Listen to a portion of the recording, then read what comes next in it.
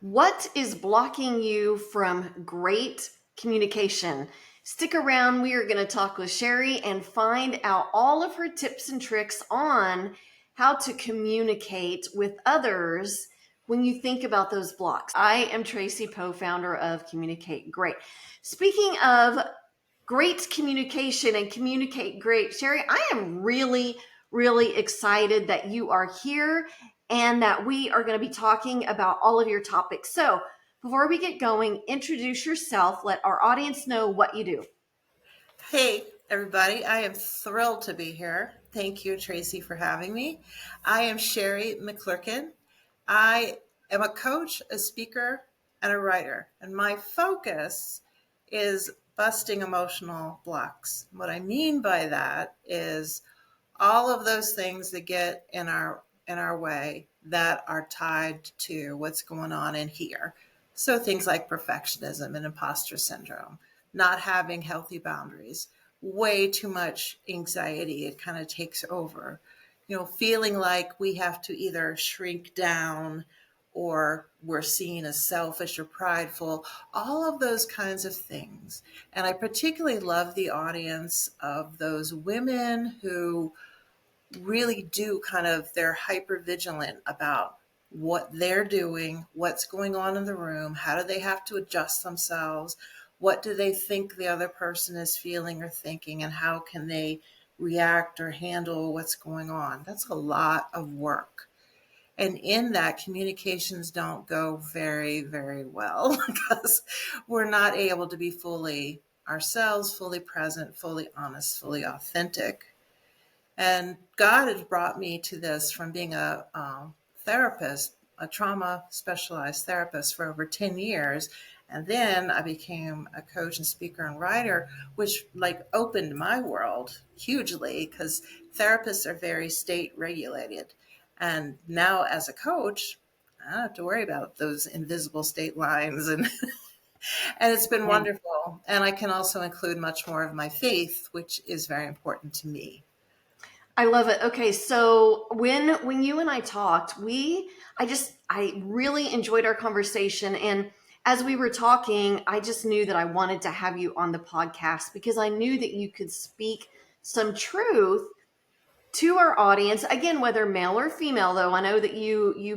pretty much like working with women, right?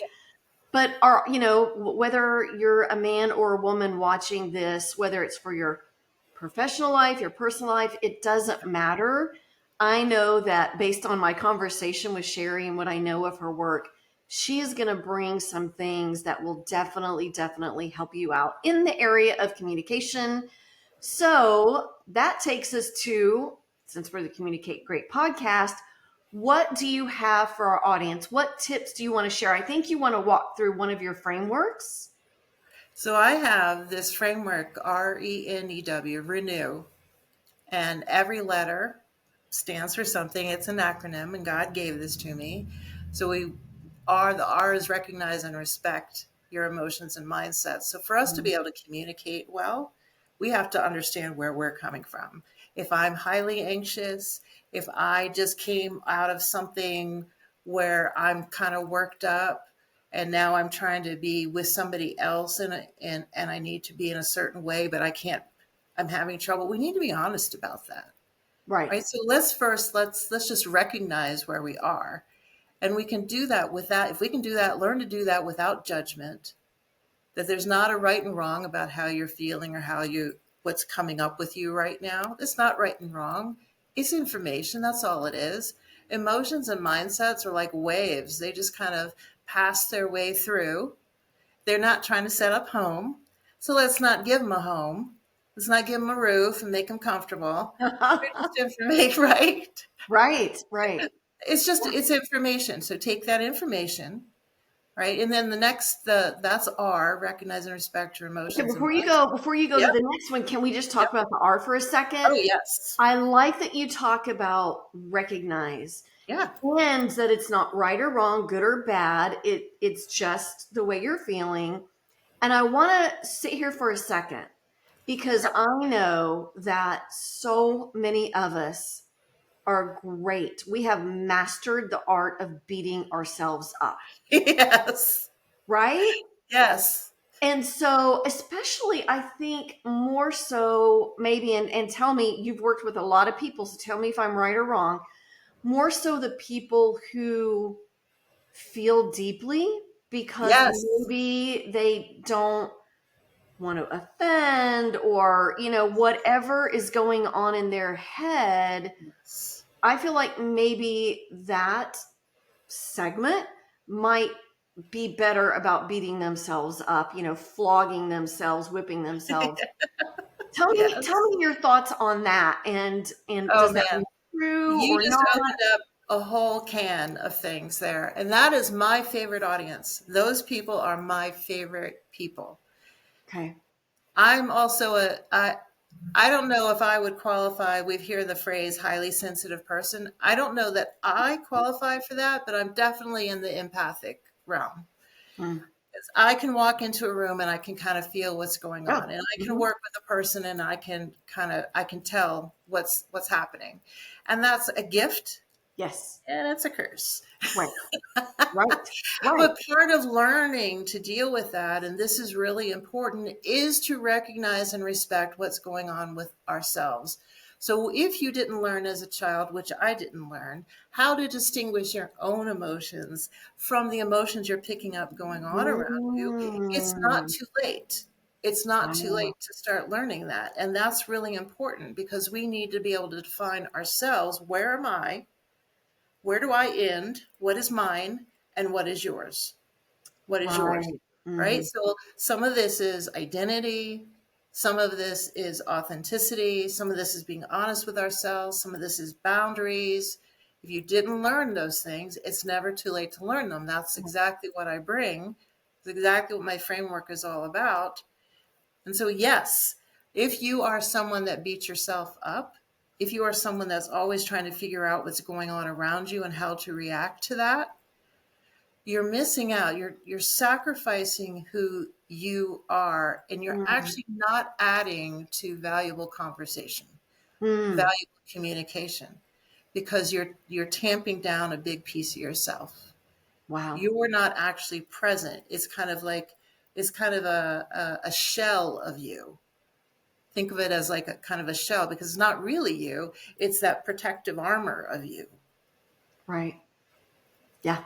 I like it. I like it. Okay. Just kind of wanted to stop there and ask that question of you to see Yes. what you thought. So, okay. All right. Beautiful. All right. Well, and then that's because the E, that was R, the E, the first E is engage in calm in mind, body, and emotion. So we very much, most of us aren't taught these things. Honestly, I think this stuff should be in kindergarten and first grade. Kids, that's the best time to shape us because kids their brains are already in learning sponge mode. They Oh, are yes. ready to learn anything and everything. And so let's teach kids, and it's never too late. Still, I teach adults that your nervous system is going to react certain ways to certain things, and it's not you, right? It's not necessarily you. That's why I talk about the mindsets and emotions. They're passing through. It's information. Mm-hmm. No, I can get angry about something, but that doesn't define me as an angry person. Mm-hmm. That is separate. Right? I can get nervous about something. I can be anxious about something, but that doesn't mean I'm an anxious person. That's separate. That's my nervous system is reacting for reasons that are valid for my nervous system, but that doesn't mean that's who I am. I like it. And so when you learn to calm your nervous system using very simple techniques, neuroscience based techniques that actually rewire your brain and reteach your nervous system. I mean, it's as simple as my favorite. I'll give you my favorite. I have in this cup ice water, and there's ice in the water. Cold is one of the very powerful techniques to use to calm your nervous system. And that's why I have it with me as often as I can. So, by that, I mean, I'll give you just a real quick brain thing here. There's only one set of pathways that the brain has for either deciding that it has to pay attention to this cold that I'm giving it right now, or it pays attention to, let's say, fear or anxiety or whatever. There's one set of pathways. Wow, I didn't know that. Brain has to choose. Am I going to pay attention to what's right here and now? Mm-hmm. Or am I going to pay attention to this nebulous thing over here that's really not based on anything that's right here, right now? Now, if you have a lion in front of you, it's going to pay attention to the fear and not the cold. But if you don't Right. have a lion in Right. front of you, and most of us don't, it's going to pay attention to the cold. And that immediately is going to disconnect it from the other one, that nebulous cloud of emotional stuff, and it's going to Mm-hmm. calm down. And once you've got that calm, now you can actually engage in clear thinking. Okay. Okay. Decide, how do I actually want to react to this situation? What do I Right. actually want to add to this situation? Do I even want to engage in this situation? Right? Right. We can't do that if this nebulous cloud of emotional stuff is hanging over us. Right. Right. We can And only do that in a calm place. right. And so I would guess, along with the cold that you were just holding to your face, that's always, in your cup and nearby, I would guess that when you work with people, you give them multiple techniques to Yes. Oh, help. there's so many. I Right. I didn't love want to it. overwhelm. Yeah. There's No. so many. Yes. Many, many, many, many. And so we try out a bunch when I'm working with people just to see what your Right. brain reacts, what your nervous system reacts best to. Mine loves Right. cold. So I'm like, great. I can do that. Right. Right. I love it. Okay. Okay. So when we talked at the beginning, and I kind of gave the idea of what we were going to talk about in terms of blocks and great communication, you just talked about this nebulous that's out there. And I could see that that is a block that Yes. might stop you from having an effective communication or an effective conversation with someone. Yeah. So I like that you help kind of bring that central nervous system, you know, you basically help write it or I'll give give you your clients I'll give ideas you an on how. example. Yeah. I'll give you a quick story, and it's going to come from the Bible, but everyone knows parts of this story because this is about Moses and the burning bush. Okay. When God comes, you've seen it in the Prince of Egypt, you've seen it in the Ten Commandments. It's out there. So Moses and the burning bush. So God comes in the burning bush and is talking to Moses and has this. God lays out this great plan to send Moses back to Egypt to go release the Hebrew slaves, which Moses is is a Hebrew. Right. So this great plan is laid out. If you actually read the actual story in the Bible, Moses gives God 5 reasons why he's the wrong choice. God, you Right. don't know what you're doing. You picked Right. the wrong person. Here's 5 reasons why I'm the wrong person. Now, what happened in that story, if you really look at it, and I look at it from a therapist, coach, emotional standpoint, is Moses was not able, because he was in his anxious and fear, which is why I was giving 5 reasons why he's not the right person. He couldn't actually hear what God was saying. The communication broke down because Moses wasn't listening to what God was actually saying. God was saying, I've got it all here. I've got it all later. I'm going to be with you the whole time. I'm going to tell you what to say. I'm going to guide you through all this. I'm going to make the Egyptians so that they're going to want to give you all their stuff. You Right. don't even have to get stuff. It's all going to be given to you. It's going to be great stuff too, because they got good stuff. That's Sherry's interpretation of the Bible. It's a great one. So, but Moses couldn't hear any of that. He was in that cloud of anxious, fearful, doing comparisons, thinking about no, leaders have to fulfill all this, look this way. I don't look that way. They have to act this way. He was doing all the stuff. Right. He couldn't hear what was actually being said. Mm-hmm. That is I use that story because that is so humanly common. Yes. We are so swept up in what's going on in here we're really not tracking with what the other person's trying to say to us, Yes. trying to get across, what they're even feeling, how they're expressing. We're like, we're shut off to all of that because we're so pulled in to this. Yes, yes, yes. I I like that example. And I had, I'm so familiar with the story, read it so many times, probably read it more than I've seen it in a movie. But I really like that you use that example. I wasn't thinking about that in that term. I'm just thinking You he's know? standing there with a bush on fire, and God's voice is coming out of it. Take off your shoes, you're on holy ground. I mean, I could see why he was a little fearful for sure. But this reminds me of a person that I have ongoing conversation with, a person in my life, and the person will get so caught up in what he thinks he's hearing that he's not listening. That's And right. we have to do the whole, okay, but that's not what I'm saying, so I really like that this is something that you teach people. And I agree, let's start teaching it when they're in kindergarten Yeah. or preschool or whatever. Absolutely, that, yeah, they're sponges at that point. Yeah.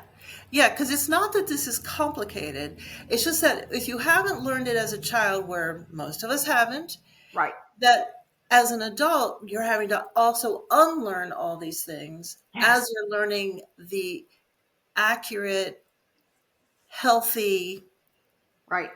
the way that actually works. Right. And Yes. unlearning all that other stuff, that's the only thing that makes it, a little bit more complex as an adult. It's not that we Right. can't learn it. It's Right. just that teach it early and then you don't have to go through what we're going through as adults. Right. Skip a Exactly. few of those broken relationship steps and all of those arguments that didn't happen have to happen steps, and Right. skip some of that. Right. Absolutely. That whole pseudo conflict where there's not really a There's conflict, we're not. just not listening to each other. That's So, right.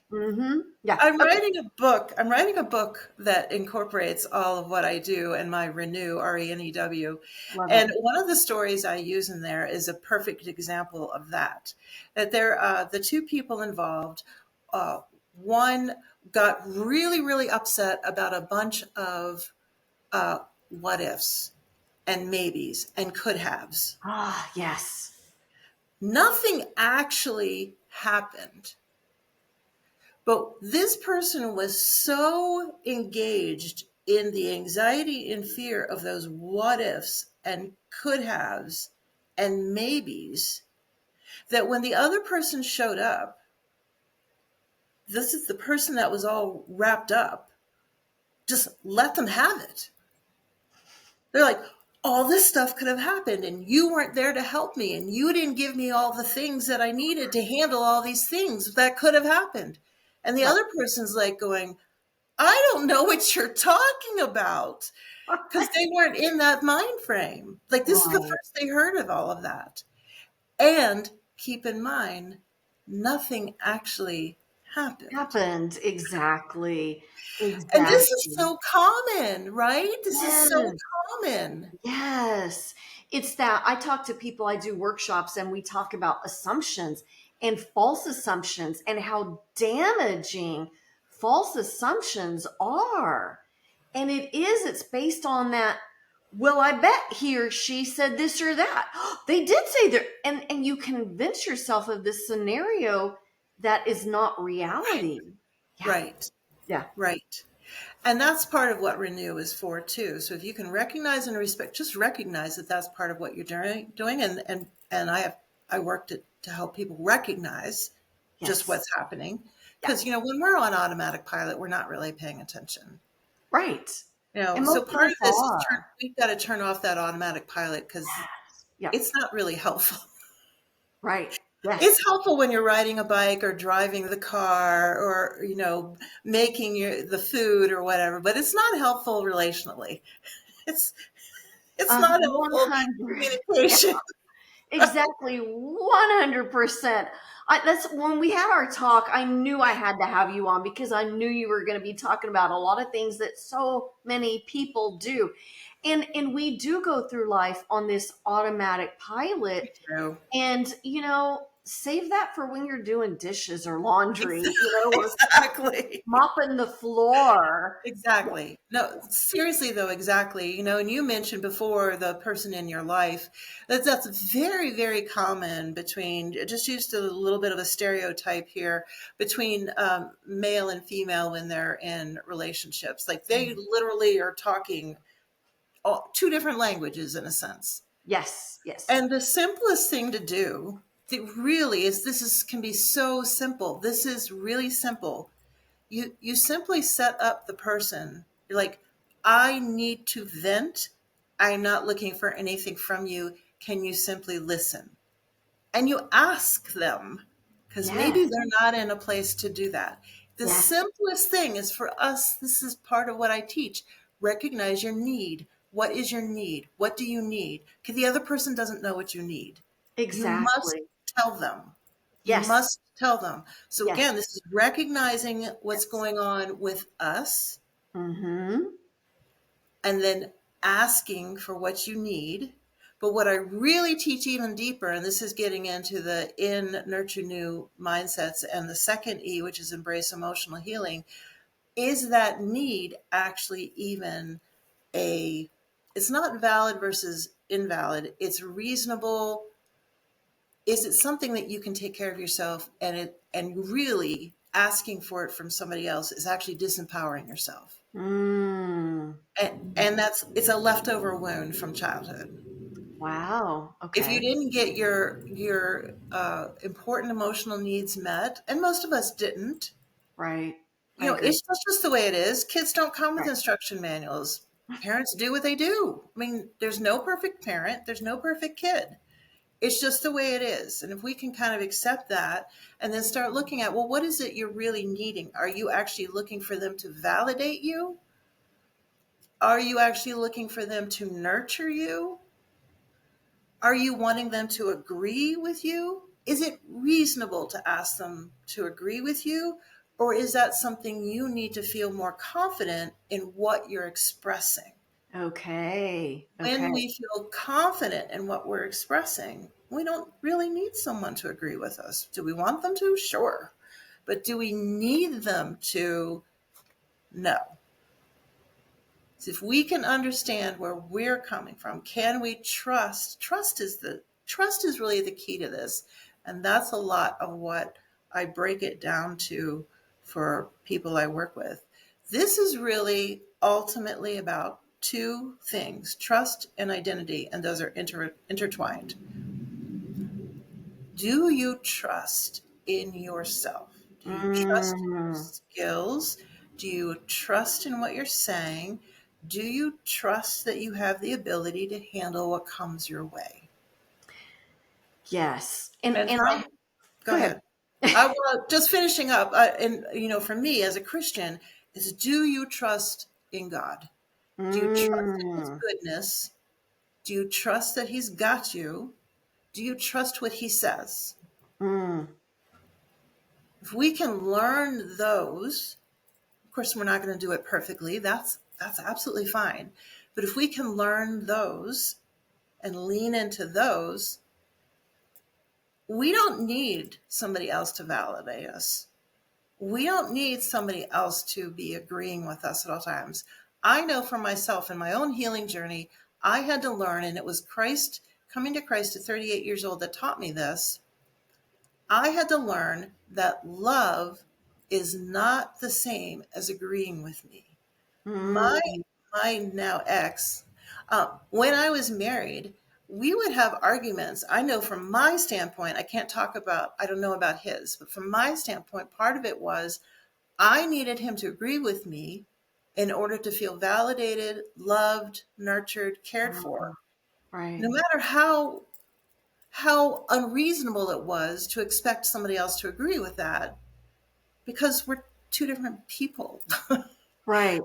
Right? We're just two different people. There's just some things that other people are not going to agree with, but that doesn't mean I'm invalid or what I'm saying is invalid. It's my opinion, it's my preference, and that's completely fine. Right. Right. I like this. from two different perspectives. One, let's talk about the personal relationship perspective. Years ago, I was around a couple. I don't even know where they are anymore. This was years ago. And one of them made a statement. Now, maybe our younger audience is not going to understand this concept, but one of them made a statement and the other said, "Why do I have to co-sign that check?" So, in other words, hey, a long time ago, we actually physically wrote checks out. We didn't just whip out a card and pay to pay for everything. And sometimes instead of one person signing the check, two people had to sign the check.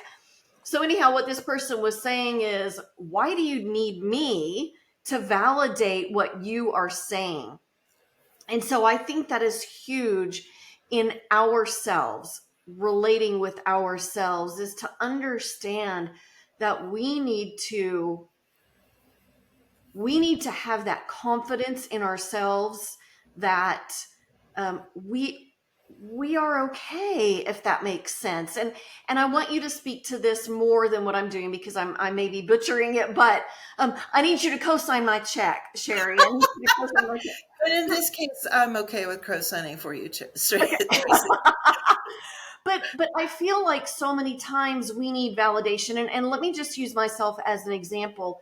My top love language is words of affirmation. Yeah.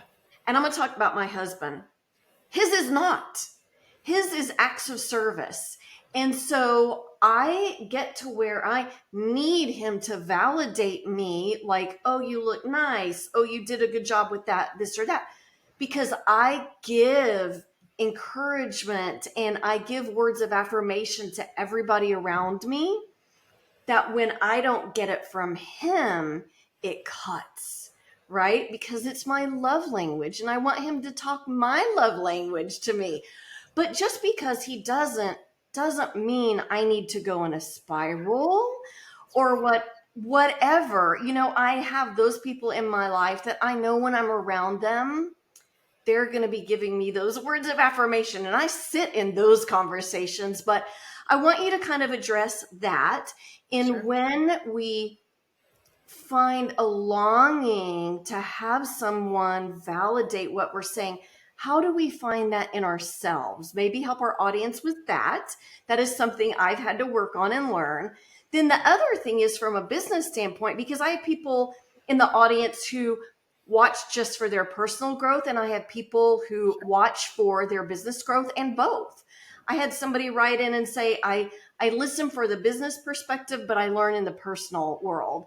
And so when we talk about being an entrepreneur or in the business world, we have that terminology called the imposter syndrome. And it's Yes. where we just think, what am I doing? Somebody's going to figure out I'm fraud. I don't know what I'm doing. Yet you have all these degrees, certificates, years of experience in the field. You've helped people, but that voice still comes around periodically like, what are you doing? They're going to figure out you're a fraud. So if you can address both of those, that would be great. Okay. So you just like you said if you could address both of those, but in my mind, you just made this huge, and I will I do know. the I know. I I will know. do I the know. best I can. But yeah, I love imposter syndrome. That's actually Moses. Moses had imposter syndrome. Mm-hmm. And I actually I have some free workshops Oh, that great. are sitting on in my Facebook and LinkedIn pages where you can watch me and listen to me discussing exactly imposter syndrome, perfectionism, and boundaries. One Love it. workshop on each of those. So there's 3 workshops. And I take you through this is what it looks like. And Moses is my example for imposter syndrome. This is what it looks like in action. You might relate to some of that. Now I say it a little bit differently in the workshop. And then I also break it down. There's a lot going on underneath imposter syndrome. For your audience, I'm going to net it down to I am not enough. Mm. That's your bottom. That's what's underneath there. Somewhere Mhm. I'm not enough. And you learned that. So that one of the things that popped in my mind earlier, so I'm glad it popped in back, is that, if you're relating to a lot of the less healthy side of what we're talking about, you are not alone. You are not Right. alone. This is very human. And it simply means you weren't taught. You weren't taught, you don't know. You can't know what you don't know. Right. So Right. I'm really asking you, and I think Traci's asking you too. Let's be open to Yes. learning what we don't know. Yes. Mm-hmm. That's why we're here, right? There's no shame in that. There's no judgment in that whatsoever. We've all been there, done that. We're doing it again, right? So underneath imposter syndrome, and often what we see in business is the I'm not enough. And if we use business as our way of figuring out whether or not we're worth anything, you will not come out on the good side of that. You simply won't. And that's the comparisons, right? That's the danger of comparisons. Yes. So Yes. part of this is going back to that trusting in ourselves and knowing who we are, the identity. Right? Yes. Do you have a well-formed identity? And when we're in imposter syndrome, we don't. We don't have a well-formed identity. And again, not your fault. It is not your fault. There's a whole bunch of things that happened in your life that kind of shaped you that way. Yes. All of that can be unlearned and you can be reshaped, I right? love it. No, there's no lost cause here. But really, we got to look at the not enough. So, with that not enough, first, or again, recognize and respect. Second, we're going to do that engage and calm. And we're going to engage and calm. Really, what I tell my clients when they're first starting out with me is basically do it all day, every day. And to make it easy, use your phone, set it once an hour, and use the calming techniques. I'll give you two or three. We figure out two or three that works well with each person, and use them on the hour. And you only have to do it for like 30 seconds, maybe a minute, depending on how worked up you are at the time. It's a very, very small commitment, but it will make a huge difference. And again, we do that to get to the clarity, get that cloud out from our minds and calm the nervous system so that then we can, with clarity, our full faculties, be able to look at what's actually happening to us so that we can name it, claim it, heal it. So if Mm. we're in imposter syndrome, what's really underneath there is a lot of different pieces, but the biggest piece underneath is I am not enough. That I Mm. am not enough is learned into you. You can learn something different. And maybe part of that for you, I mean, there's a lot of different techniques that I would use depending on the specific person. But part of what I do is I listen to the way someone talks. And I start pointing out, do you realize that you just talked down to yourself? Huh? You know, we don't hear what we're saying. We don't hear it, right? You Right. you just talk down to yourself. So let's change that language. Right? Yes. We're Reframe. going to work on that language, Mm-hmm. right? Because that language has an emotional weight attached to it. Yes. And I might work with some of their memories. Well, when did you feel this the first time? Or what's another big event that you felt this way? And what we do, and there's not a specific technique I can give you to do this because it's very individual, but honestly, it nets down to the memory is valid. The emotions tied to the memory are the problem. There's Mm. emotions tied to that memory that made it an anchor. So, like with the I am not enough, you've got one or more memories that have such heavy emotions attached to them. They're like an anchor that has kept part of your nervous system kind of anchored to that. So, it's going to keep going to those same feelings. And so what we do when we work together is we disconnect those emotions from that memory because the memory's real. You had stuff happen to you. It's Right. real. Right? But we don't have to be so wrapped up in the emotions of it. So we can heal those emotions. Again, maybe there were needs that weren't met. We can talk about those needs. Maybe there's grieving to do because it was a whole Mm. loss thing and no one showed you how to grieve in a healthy manner. Or maybe no one actually told you, that's something you can grieve about. You need to grieve about that. Maybe no one actually brought that up because loss isn't just death. There's way more to grieving than just someone dying. Not that's very significant, but that's not the only thing that we end up needing really, for our own emotional health to grieve. Or maybe there's forgiveness that's needed. And I'm very strict about what forgiveness is. It is not making things okay. We are Right. not making that okay. But what we are doing, again, is detaching that emotional weight. You don't have to carry that emotional weight. And coming from being a therapist, very trained in trauma, and that's what I worked on, I have a lot of different techniques to bring into play. And it's simple, and we're in the area now. This is the E, engage in embrace emotional healing. The second E, embrace emotional healing. I will bring up the techniques that are best for whatever your situation is, and that you agree with, and so that we can move forward in your goals. Because coaching really is about helping you move forward. But you can't move forward if you're anchored, if there's pieces of you anchored to something that happened. And I find a lot with kids. I don't work with kids, so let me rephrase that. I find a lot when we're adults, there are things that happen to us as kids that we have taken responsibility for and carried that into adulthood, but it was never your responsibility. You were Mm, a kid. You were a kid. right. Right. Kids in my mind, they get a lot of pass. Like, yes, Right. discipline and give them structure. Yes. They're also kids. Their brain is not like our brain. Their brain Right. is different from an adult brain. Absolutely. Absolutely. And I like that you said that because until you said that, I had just forgotten that for years, and my brother is okay. But I remember when we were on vacation and my sister, brother, and I went to the swimming pool, and mom looked at me because my brother's 3.5 years younger than me. I'm the middle child. And she said, "Watch your brother." Well, what is a Yes. young child going to do when they get Yes. to a pool? Right.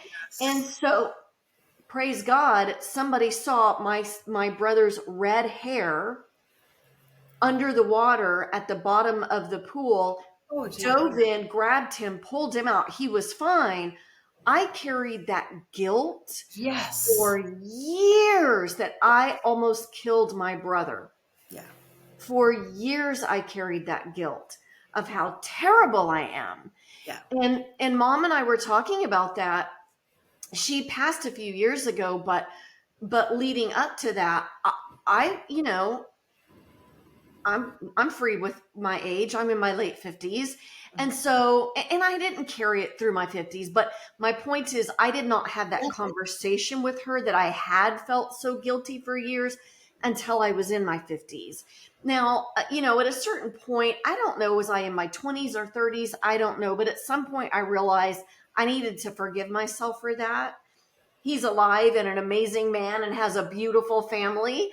And so at some point in my adult life, I figured out I needed to forgive myself and let that go. But my point is, Yeah. we can carry stuff Oh, yeah. from our childhood for years and years. And I like that what you're saying is essentially we have to give ourselves grace and Oh, yeah. mercy.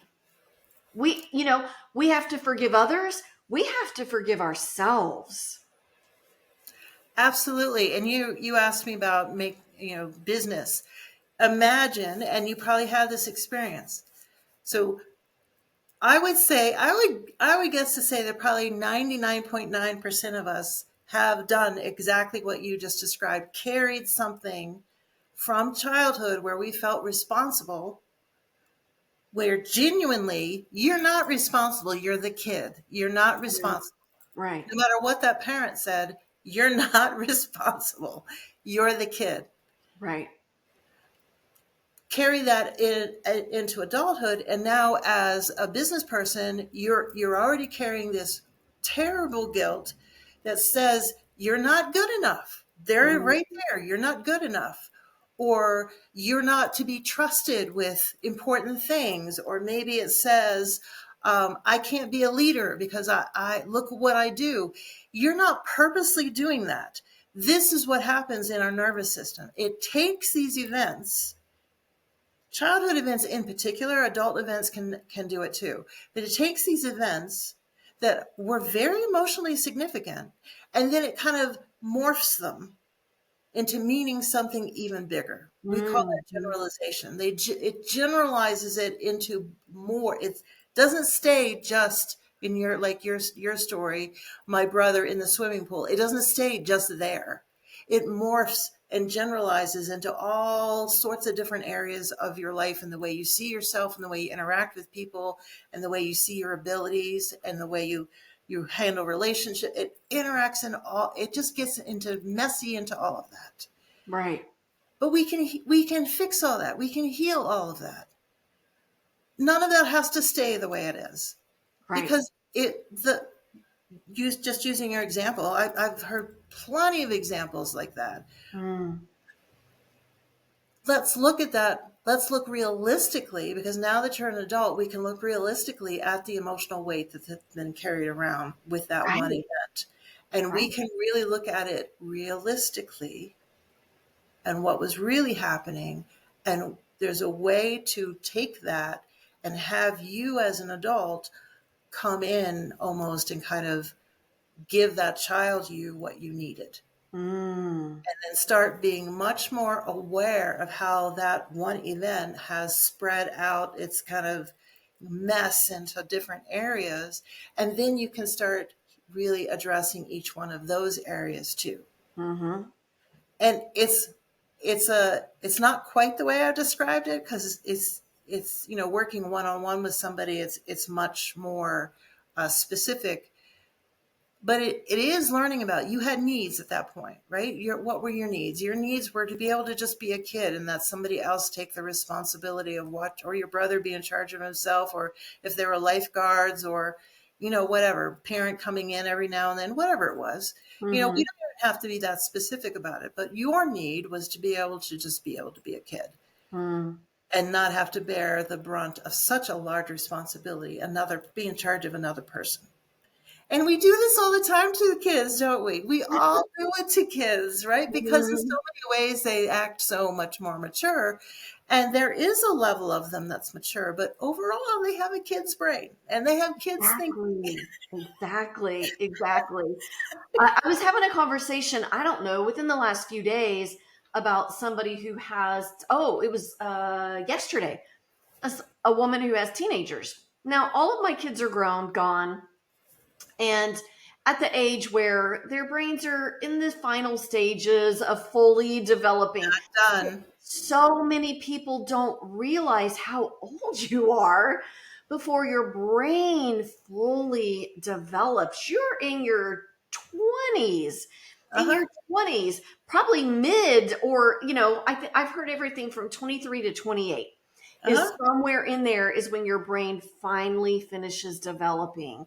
And so I was just basically sharing with her, he's doing that because his brain is not fully developed. And Right. it's like it didn't click with her. And so I think so many times we do, when we talk about a child, I was a child at the swimming pool, but you know what? These early 20s, they're still Yes. walking around without a brain that is fully developed. They're still children. So, Yeah. yeah, The last part of the brain that develops is the most important part of the brain. exactly. Exactly. The prefrontal cortex, Absolutely. where we do all our Yes. higher level stuff. Yes. Yes. Such as understanding boundaries and limits and consequences. When you ask a teenager to think that through, they literally can't. And They literally are not wired yet to do it. no, And when we say exactly. developing, just to be clear, the brain is always learning. It's just a certain level of finishedness to each of the Yes. Yes. areas of the Right. brain, Right. The but it's physical. always learning. We don't stop learning. We don't stop creating new pathways.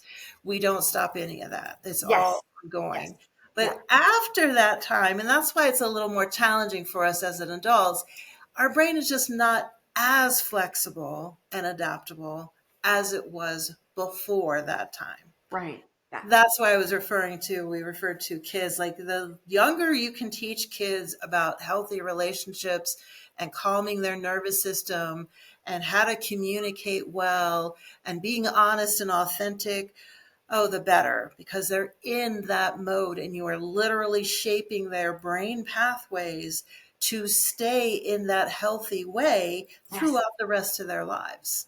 Yes. Mm-hmm. But we're still not a lost cause. We're not a lost cause because all of those things can be learned at any time. It's just a little bit different. That's all. Yeah. We just approach it a little bit differently because we're adults. We have to Yes. do some unlearning Yes. as well as learning. And Right. we need repetition. That's the way the brain learns. The brain learns with repetition, either repetition or something very heavy emotionally. Something that's heavy emotionally can happen just once and it's going to be in there, like your event that you described. Otherwise, it's repetition. That's why we can go on automatic pilot, because so much is just repetition. It is. And I like that you talk about the unlearning and Yeah. relearning. I'm working with a group of people, and at the beginning, they asked, well, how long will it take to go through this series of trainings? And I basically said, you are your ages, right? And it has taken you to this age to learn all of these behaviors. You're not going to unlearn these and relearn a healthy way overnight. It's not happening. Nope. And so I like that you talk about that. Yeah, because we really have to think. That's why I really like to make the distinction between it's not you. It's really your nervous system, which includes your brain. We have to retrain the nervous system. Mm, It's more like learning, like if you have to teach a muscle, like if you've never ridden a bike before, yes, I like you it. you have to. There's muscle memory that's involved in it. There's a coordination that's involved in it. That's not you as a person. That's teaching your muscles and your nervous system when it all ties back into what your brain knows, so that that can become automatic. But until then, it takes practice and you're going to fall off and you're going to, you're going to forget and you're going to drop your feet to brake instead of using the brakes on the handlebar. All fine. That's all part of learning. It's just training a new thing into your nervous system is not who you are. I like it. And Yeah. that's what we get mixed up because we feel like our emotions and mindsets are who we are. So part of Hmm. that emotional block is that we have that all mixed up. It's like, no, because so much of that was learned. It's not who you are. It was learned. Right. Who you are is based on the compassion. Are you compassionate and kind and generous? That's who you are. Yes. Are Yes. are you loving? Are you authentic? Are you honest? That's who you are. Right. And the things that get in the way of your being that, they were learned and they're there for good reasons originally, but then they become emotional blocks because they trip us up, like the imposter Right. syndrome. Right. It trips us up, but it's there for good reasons emotionally. Something happened or a series of things happened where that was became kind of like your defense. And you didn't choose any of that. Your nervous system does. A Right. child's nervous system that knows from a child's perspective. Right. Absolutely. Yes. I like that. Okay. Have we covered the W? I don't remember. Did we So the get there? W, no, I appreciate Okay. you bringing that. The W is walk in wholeness with Christ. And the W really brings it all together. So part of that is, does your life, your day to day, moment to moment life, sustain healthy relationships, healthy communication, emotional health, awareness of your mindsets, being calm? Does your life actually sustain that? Or maybe your life is working against that and you just didn't realize it. I mean, I'll give you an example. For me, one of the things that really has helped me is I wake up to, I need an alarm. Okay. So I need an alarm. I'm one of those people who need an alarm. I'm going to just keep sleeping. That's the way my brain works. I need an alarm. Okay. I accept that without judgment. Two, my alarm needs to be music, and it needs to be music that engages me. I can't wake up. I will wake up to a buzzing thing, but my mood is different. Right. The impact on me and how I'm actually starting my very start of my day before I even get out of bed is different. if I've been jolted awake by a buzzer versus gently awakened by music that also engages me. Mm-hmm. Mm-hmm.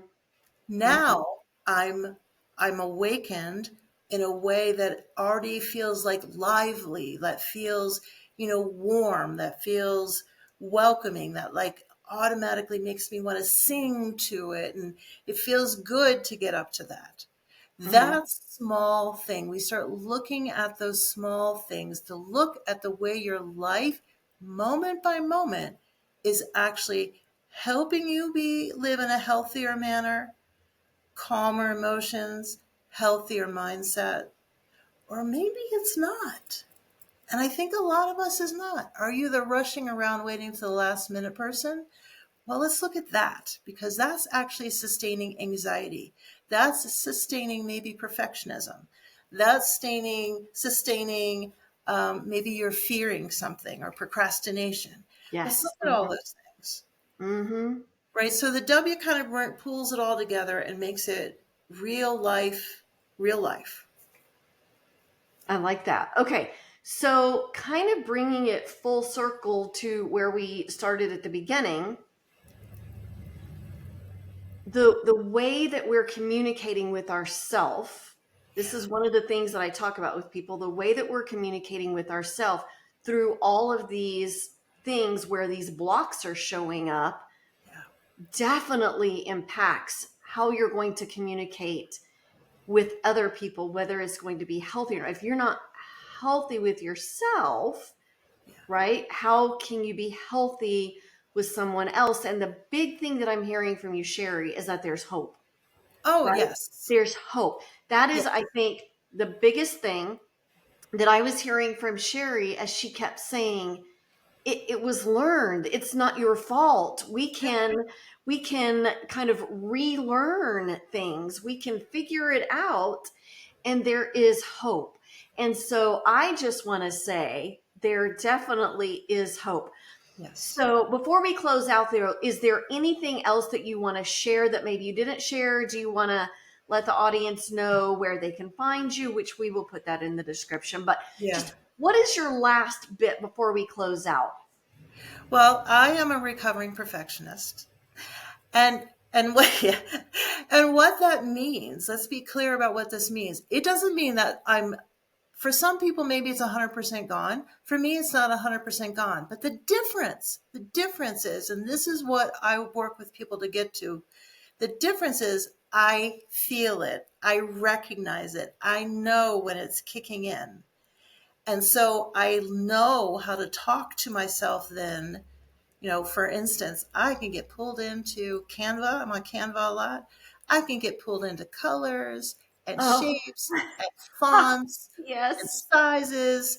And I can spend hours on those things.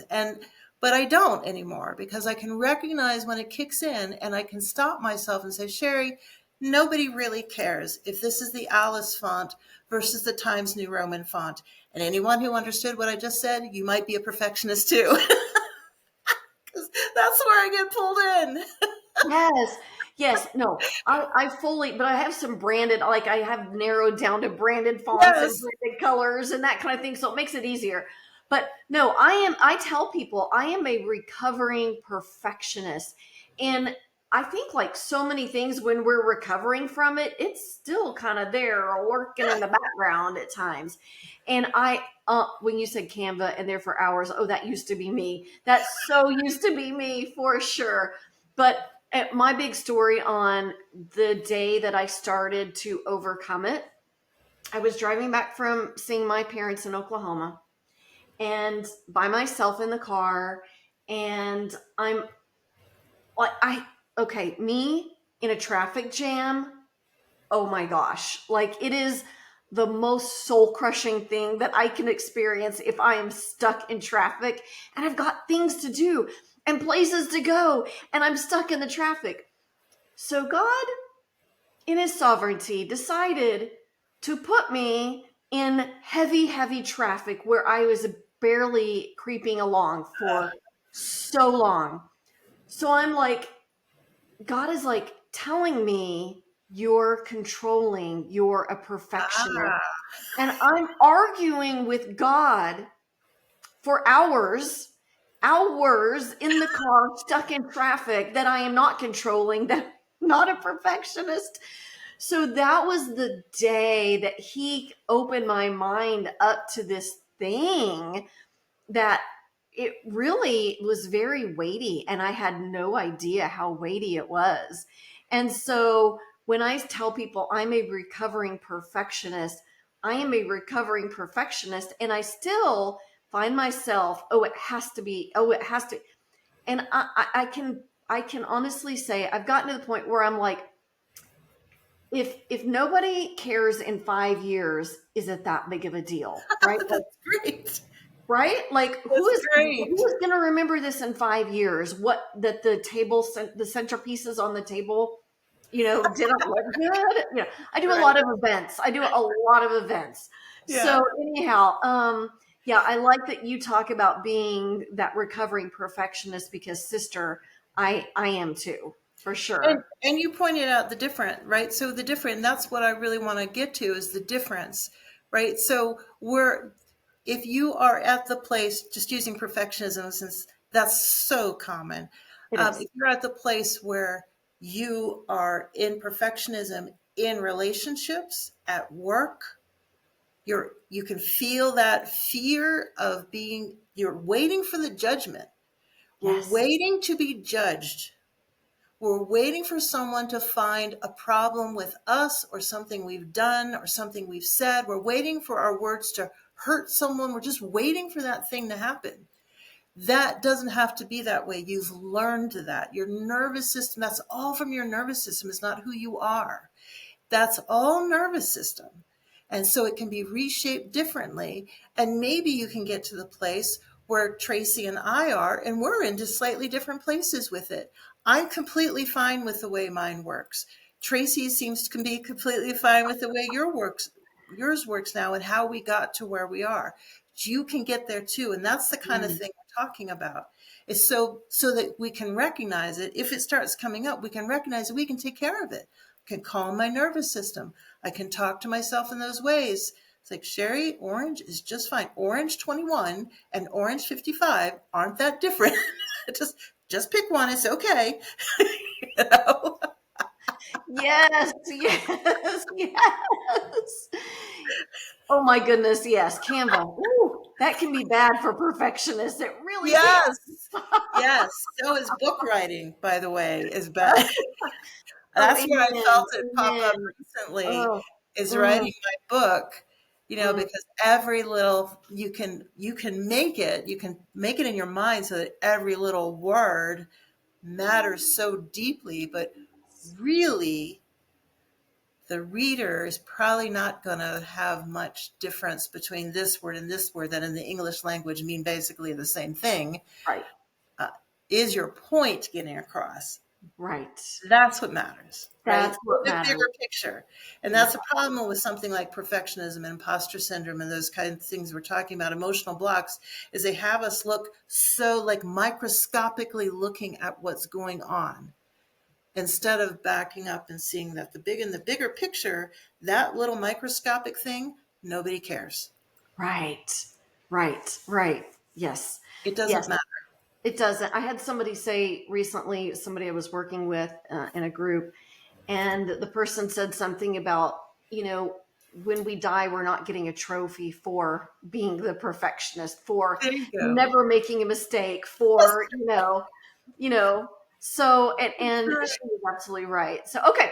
All right. Well, I just want to say this was huge, huge. And I want to thank Sherry for coming on.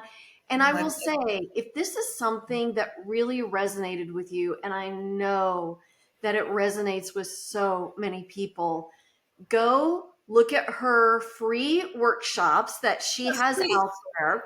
I Yeah. will put those links in the description.